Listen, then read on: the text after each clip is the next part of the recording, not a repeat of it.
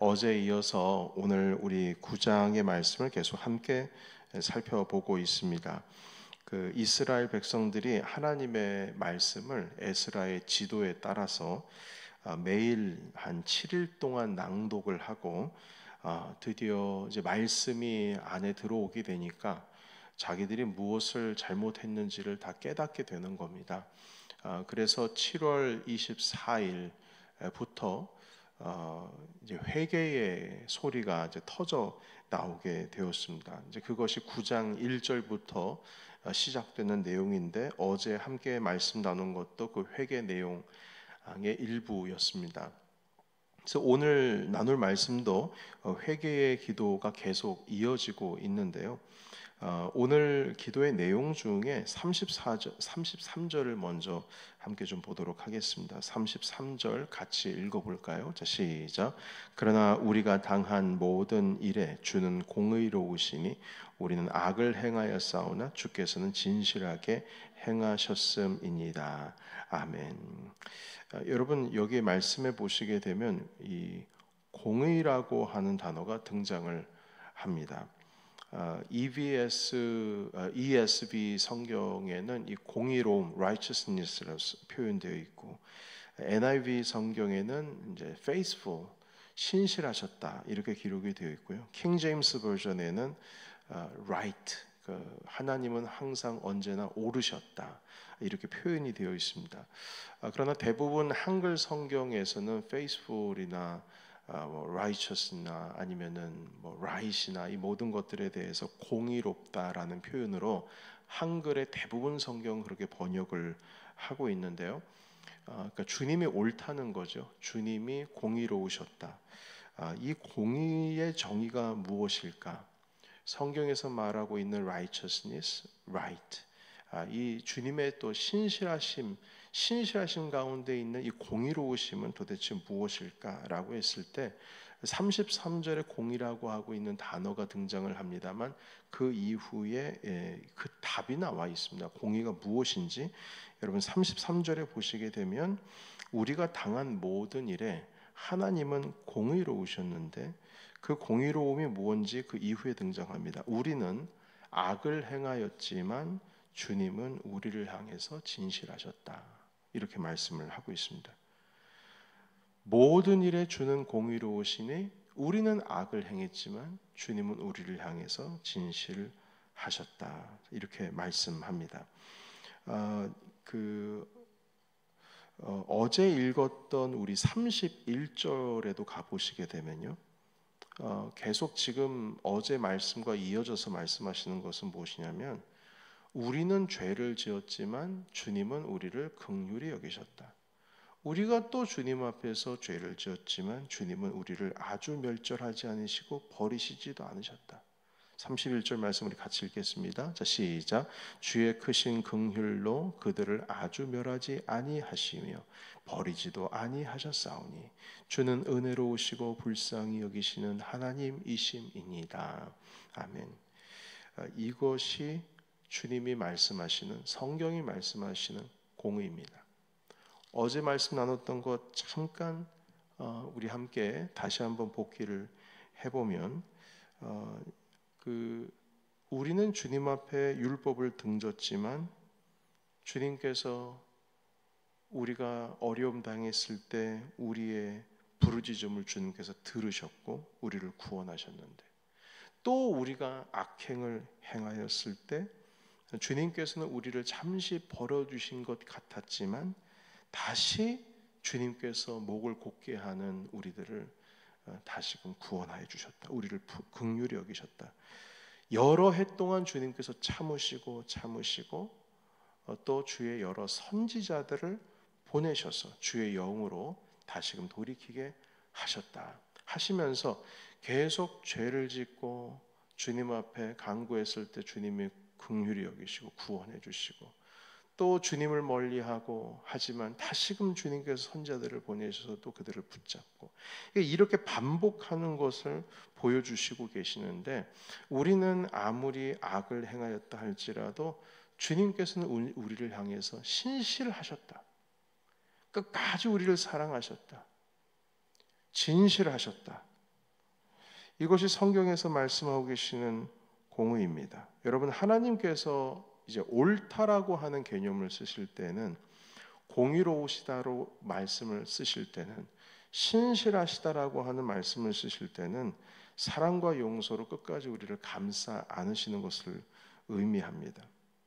여러분, 그렇다면 우리가 아무리 죄를 지어도 죄를 짓는 우리를 끝까지 용서로 감싸 안으시는 것, 정말 그것이 공의일 수 있을까요? 성경이 말씀하시는 것인데, 여러분, 그런데 성경을 자세히 읽어보시게 되면, 어제도 말씀 반복했지만, 하나님께서 긍휼히 여기시고 용서하시는, 우리가 죄악을 저질러서 그럼에도 불구하고 주님께서 용서하시는 그 중간에 뭐가 하나 껴 있습니다. 그것은 무엇이냐면, 이스라엘 백성들이 잘못하면 주님께서는 주변 나라를 일으키셔서 그들에게 이스라엘 백성을 일단 넘깁니다. 내버려 둡니다. 그러면 이 이스라엘 백성들이 고통을 당하니까 다시금 하나님께 부르짖습니다. 그러면 어김없이 주님께서는 또한 그들을 구원하십니다. 그러니까 악을 행하면 그 악의 결과로 인해서 원수들의 손에 그냥 내버려 두시다가도 다시 주님께서는 참으시고 여러 선자들을 보내셔서 일어날 기회를 다시금 주십니다. 그러니까 은혜, 죄와 은혜 사이 가운데에 그 하나님의 은혜가 임하는데, 그 은혜가 임하는 가운데에 있어서는 일단 주님께서는 그 악에 대한 대가를 우리가 짊어지도록 내버려 두시는 거죠. 그런데 이것이 하나님께서 직접적으로 벌을 내리시는 것이 아니라, 성경에 보시게 되면 좀 특별한 표현이 있습니다. 그것은 무엇이냐면 내버려 두셨다, 내버려 두셨다, 그런 표현을 합니다. 그러니까 우리가 죄악에 빠지면 결론은 뭐겠어요? 하나님을 떠나면 우리 스스로가 결국 무너지는 것 아니겠습니까? 인간이라고 하는 존재는 하나님을 떠나서는 살 수 없는 존재인데, 그래서 여러분 28절 보시겠습니까? 9장 28절 보시게 되면 같이 읽겠습니다. 28절 초반부만 읽어봅니다. 시작. 그들이 평강을 얻은 후에 다시 주 앞에서 악을 행함으로 주께서 그들을 원수들의 손에 버려두사. 아멘. 버려두었다. 그러니까 내버려 둔 겁니다. 그냥. 그러니까 그 죄 가운데 한번 웅덩이에 빠졌잖아요. 빠지면 거기서 나와야 되는데 자기 힘으로 나올 수가 없어요. 그렇지만 주님께서는 내버려 둡니다. 어차피 죄의 결과니까. 그러나 주님께서는 결국에는 그들을 인도하신다는 거예요. 죄의 열매를 우리가 힘들어하다가, 여러분 로마서로도 잠깐 돌아가도록 하겠습니다. 로마서, 우리 잠깐, 제가 갑자기 생각이 나서 그러는데요, 제가 찾을 수 있을지 모르겠습니다. 우리 1장 28절의 말씀 보겠습니다. 1장 28절, 로마서 1장 28절 말씀, 우리 또 같이 읽어볼까요? 28절, 1장, 로마서 1장 28절. 자, 시작. 또한 그들이 마음에 하나님 두기를 싫어하며 하나님께서 그들을 그 상실한 마음대로 내버려 두사 합당치 못한 일을 하게 하셨으니. 아멘. 여기서 내버려 뒀다라는 말 있죠. 웅덩이에 빠지게 되면, 어차피 웅덩이에 빠지게 되면 계속 그 빠진 상태로 들어가게 됩니다. 개미지옥처럼 아주 그냥 쭉쭉쭉쭉 빨려 들어갑니다. 그럼 그걸 그냥 내버려 두시는 거예요. 뭐 우리가 죄 졌으니까 어떻게 해요? 죄 때문에 일어나는 건데요. 합당하지 못한 일을 하도록 내버려 둡니다. 죄입니다. 그러나 여러분, 주님께서는 결국 이제 내버려 두시는데, 우리 죄 때문에 내버려 두시는데, 그럼에도 불구하고 하나님께서는 결국 무엇을 베푸신다? 은혜를 우리에게 베풀어 주십니다. 그 은혜가 있기 전에 우리의 죄의 대가로 말미암아 스스로 심판에 빠질 수밖에 없는데, 거기서 멈추는 것이 아니라 주님께서는 용서와 사랑으로 다시 기회를 주시는 겁니다. 여러분, 그래서 이 주님께서 말씀하시는 정의와 공의를 표현할 때에 이것이 바로 성경에서 말씀하신 공의입니다. 다시금 느헤미야 9장으로 넘어오시면 33절에 모든 일에 주님은 공의로우시니 우리는 악을 행하였으나 주님은 우리를 향해서 진실하게 행하셨음이니이다. 우리는 언제나 주님을 향해서 악을 행했지만 결국 주님은 우리를 긍휼히 여기시고 우리를 끝까지 붙드시고 우리를 구원하여 주셨습니다. 이것이 공의입니다. 우리는 정의를 세우고 공의를 세운다 할 때에 사랑과 희생과 용서라고 하는 것을 일단 배제하고 말할 때가 많이 있습니다. 공의를 세운다라고 했을 때 모든 것을 바르게 바로 잡는다 라는 의미에 있어서 일단 바로 잡으면 된 것으로 이해를 하고 있습니다. 그러나 성경에서 말씀하고 계시는 것은 바로 잡는 것만 중요한 게 아닙니다. 그 바로 잡기 위해서 사랑하고 희생하고 용서라고 하는 대가가 따라오게 되는 겁니다. 그래서 사랑이 없는 정의, 사랑이 없는 공의는 성경에선 존재하지 않습니다. 정말 올바른 공의를 세운다, 올바른 정의를 세운다, 모든 걸 좀 바로잡기를 원한다. 그렇다면 바로잡기를 원하는 자들의 희생과 그들의 사랑과 그들의 용서가 필요하다는 것이죠. 여러분, 사실 지금도 팔레스타인과 이스라엘이 싸우고 있고 우크라이나와 러시아가 전쟁 중에 있습니다만 모든 것을 올바로 잡고 모든 것을 다시금 본래대로 돌아온다고 했을 때 이제 정치인들은 협상이라고 하는 것을 할 겁니다. 그러나 사실은 그 협상 가운데에서 서로 밀고 당기면서 어떤 절충한 정도를 내놓은 것이겠지만 사실 그것은 완벽한 어떤 해결점이 아닙니다. 결국에는 나라와 나라가 정치인들 사이에 있어서 그 정도의 수준까지 갈 수 있을런지 모르겠습니다만 거의 불가능한 일이라고 보는데 온전한 공의로움이 세워지려면 그것에 따른 희생과 사랑과 용서가 동반되어야 합니다. 이 과정이 거치지 않고서는 온전한 공의로움이 우리 가운데 세워질 수가 없습니다. 그래서 여러분, 이스라엘이 그렇게 큰 죄악을 저지르고도 멸망하지를 않고 계속 그 역사를 지속할 수 있었던 것은 하나님의 공의 때문입니다. 안 그렇습니까? 지금 뭐 한두 번이 아니지 않습니까? 이스라엘 백성이 사사 시대 때부터 시작해서 그 이전부터 보시게 되면 주님께서 은혜를 베푸시고 구원을 베풀어 주심에도 불구하고 계속 하나님으로부터 멀어지지 않습니까? 다윗 시대 때도 마찬가지, 솔로몬 때도 마찬가지고 역대 왕들에 있어서도 마찬가지였습니다. 심지어 바벨론에서 돌아왔을 때도 마찬가지예요.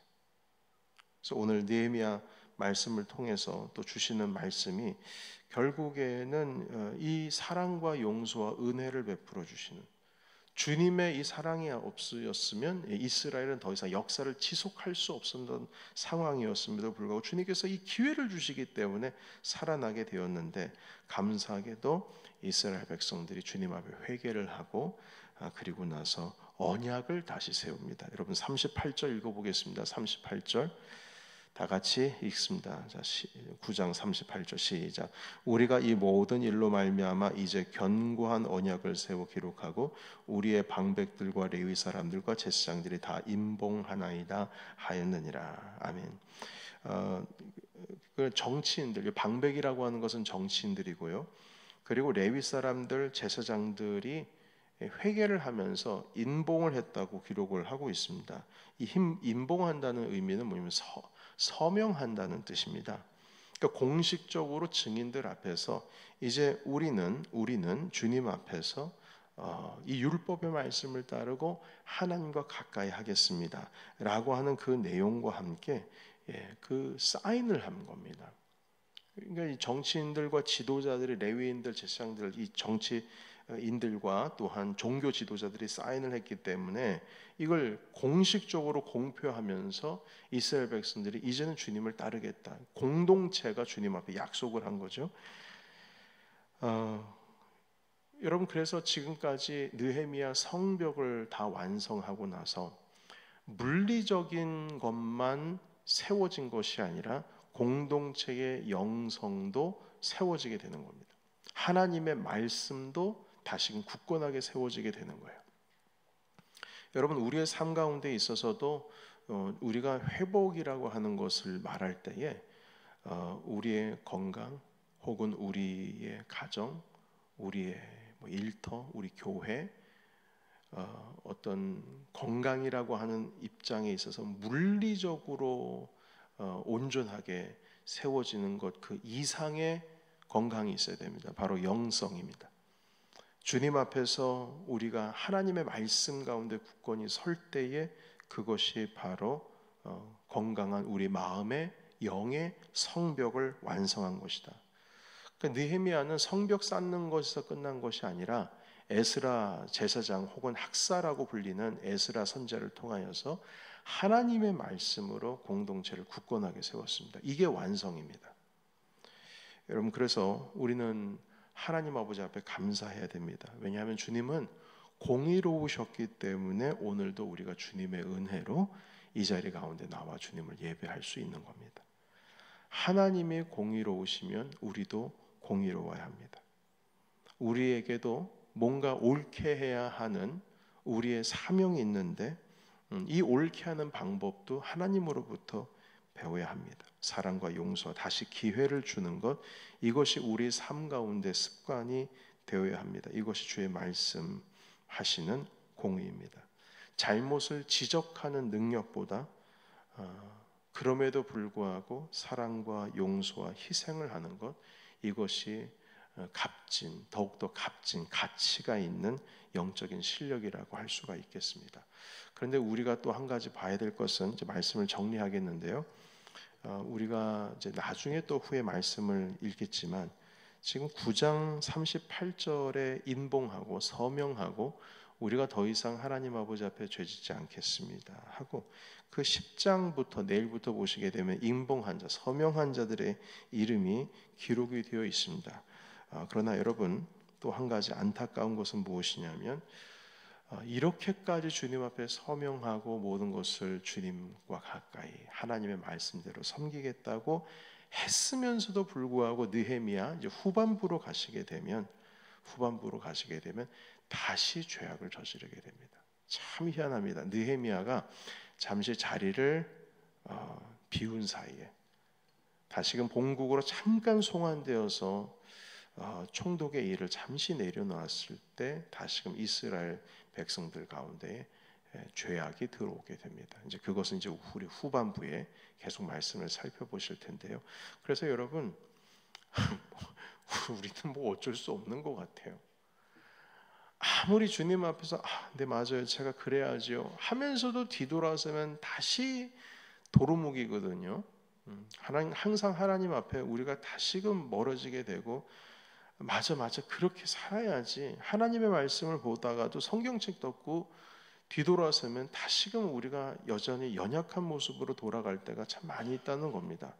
그러니까 여러분, 오늘 주신 말씀에 보면 하나님이 공의로우시지 않으시고 주님께서 우리를 향하여서 신실하지를 않으셨으면 우리는 결국 죄악 가운데 영원한 불못 심판 가운데 들어갈 수밖에 없는 존재들입니다.